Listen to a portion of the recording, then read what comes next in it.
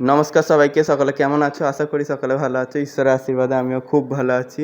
তো সকালবেলা স্নান-টান করে চলে এসেছি আমি ঠাকুরঘরে। ঠাকুরঘরে এসে আগে আমি নিত্য পুজো সেরে নিয়েছি। আজ আর পুজোর ভিডিওটা বেশি বড় করলাম না, কারণ আজ আমি শেয়ার করব তোমাদের সঙ্গে আমি কীভাবে বাড়িতে বিরিয়ানি রান্না করি। তো সকালবেলা পুজো সেরে নিয়ে চলে এসেছি রান্নাঘরে। রান্নাঘরে এসে চালটা সবার আগে ধুয়ে নিয়েছি। ধুয়ে নিয়ে এখানে চালটা জল দিয়ে ভিজিয়ে রাখছি।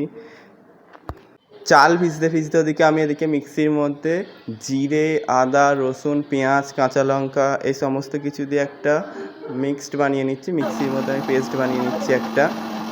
তো এই মিক্সির মধ্যে পেস্ট, তারপর এখানে ধনে গুঁড়োটা দিয়ে দিয়েছি। দিয়ে ধনে গুঁড়োটা একটু ভালো করে মিক্সড করে নিচ্ছি। তারপর সব কিছু শেষে পেস্টটা এরকম দেখতে হয়েছিল। তো তারপর এদিকে মা ভাতটা বসিয়ে দিচ্ছিলো। তারপর এখানে ভাত কমপ্লিট হয়ে গেছে, ফ্যান ঝরতে দিয়ে আছে। এখানে মাংসটা ম্যারিনেট করে রাখা আছে। মাংসটা এখানে আদা, রসুন, পেঁয়াজ, কাঁচা লঙ্কা, ধনে, জিরে, লঙ্কা, হলুদ, নুন, গোলাপ জল, কেওড়া জল, ফুড কালার, টক দই, তেল সমস্ত কিছুতে ম্যারিনেট করা ছিল। তারপর এখানে আমি আলুর মধ্যে ফুড কালার মাখিয়ে নিচ্ছিলাম। তো আলুর মধ্যে ফুড কালার মাখিয়ে নিয়ে তারপর আমি আলুগুলোকে লাল লাল করে ভেজে নিচ্ছিলাম। তো লাল লাল করে ভেজে নিয়ে তারপর আমি এখানে কুকারের মধ্যে দিয়ে দিয়েছিলাম। দিয়ে কুকারের মধ্যে 2টো সিটি দিয়ে নিয়েছিলাম। তো তারপর এখানে আমি পেরেস্তাটা ভেজে নিচ্ছিলাম।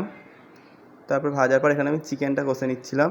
আমি চিকেন কষে রান্না করে তারপর এই বিরিয়ানি করি। অনেকে ভেজেও করে, যার যেটা ভালো লাগে সে সেটা করে। এটা নিয়ে কোনো কমেন্ট বা কোনো কিছু নেই। যার যেভাবে ভালো লাগে সে সেভাবেই করে। তো আপনারা কীভাবে করেন অবশ্যই কমেন্টে জানাবেন। আমি এইভাবে কষে তারপরেই রান্না করি। তো তারপর চিকেন রান্না কমপ্লিট।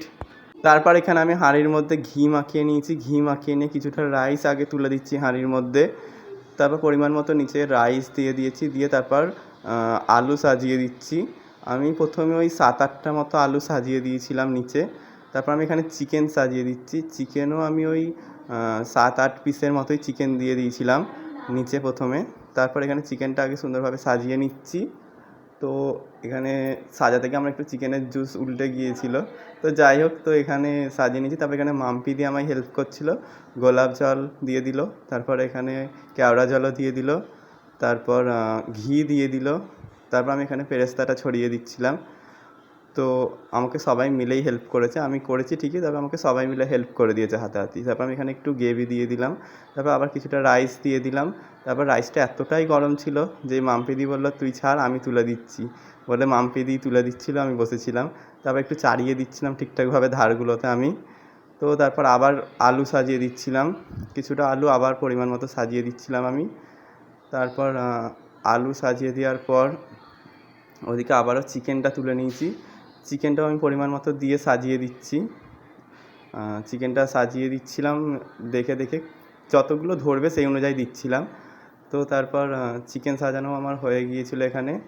তারপর কিছুটা গ্রেভি দিয়ে দিচ্ছিলাম। এখানেও কিছুটা গ্রেভি দিয়ে নিয়েছি। তারপর গ্রেভি দেওয়া কমপ্লিটের পর আমি কিছুটা পেরেস্তা ছড়িয়ে দিচ্ছিলাম।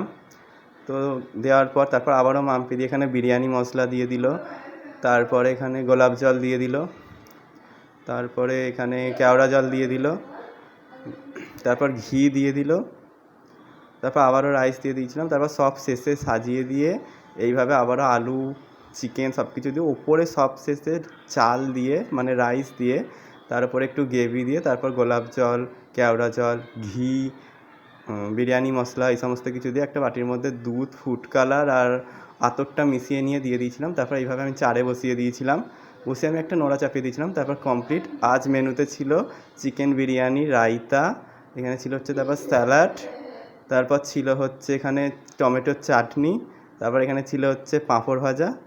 তো আজকের ভিডিওটা এতটাই ছিল। দেখা হচ্ছে নেক্সট ভিডিওয়। ততক্ষণ সবাই ভালো থাকবেন, সুস্থ থাকবেন। টাটা।